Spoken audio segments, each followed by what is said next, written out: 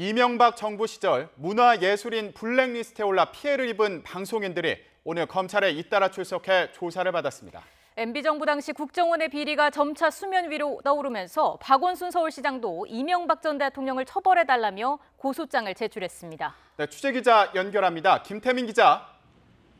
네, 서울중앙지방검찰청입니다. 네, 오늘 검찰 조사를 받은 피해 방송인들 누가 있죠? 네, 어제 배우 문성근 씨에 이어 오늘은 방송인 김미아 씨가 이른바 연예인 블랙리스트 피해 조사를 위해 검찰청사에 나와 조사를 받고 돌아갔습니다.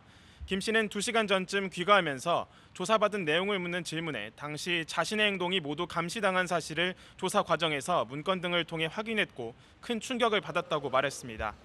앞서 김 씨는 지난 2010년에도 당시 방송하차를 요구한 KBS 측에 블랙리스트 의혹을 제기했다가 명예훼손 혐의로 고소를 당하기도 했습니다. 김 씨는 앞으로 이 전 대통령에 대해 민형사 소송을 제기할 계획이라며 현재 그 범위를 검토 중이라고도 설명했습니다. 이와 함께 배우 김여진 씨도 오늘 같은 시간 검찰에 비공개로 출석해 조사를 받은 사실이 뒤늦게 확인됐습니다. 본인의 강력한 요청으로 출석 사실이 미리 전해지지 않은 건데요. 김 씨는 당시 국정원이 비방을 목적으로 배우 문성근 씨와 나체의 모습으로 합성한 사진을 유포해 피해를 입기도 했습니다.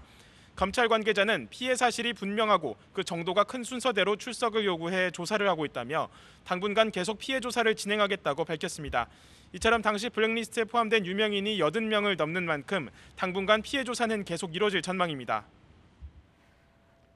네, 국정원의 조직적 비방 계획이 밝혀진 박원순 서울시장도 이명박 전 대통령을 고소했죠.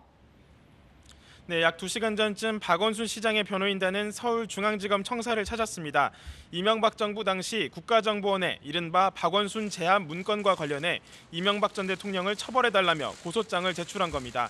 변호인은 당시 이 전 대통령의 지시를 받은 국정원이 박원순 시장의 사생활과 시정에 대해 허위의 사실들을 적시함으로써 박 시장과 서울시의 명예까지 훼손했다고 주장했습니다. 앞서 박원순 시장은 오늘 국회에서 열린 민주당 적폐청산 TF회의에 참석해 권력을 남용해서 민주주의의 근간을 해치는 적폐는 청산돼야 한다고 밝혔습니다. 이어 박원순 제압 문건은 자신과 가족뿐 아니라 청년 실업자와 비정규직 노동자, 서울시 공무원을 넘어 서울 시민을 향한 제압이었다고 비판했습니다.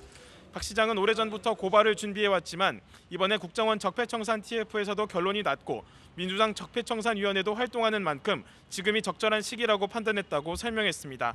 이에 따라 현재까지 원세훈 전 원장이 최종 윗선으로 지목됐던 국정원 비리 수사는 이명박 전 대통령까지 그 가지를 뻗을 전망입니다. 지금까지 서울중앙지검에서 YTN 김태민입니다.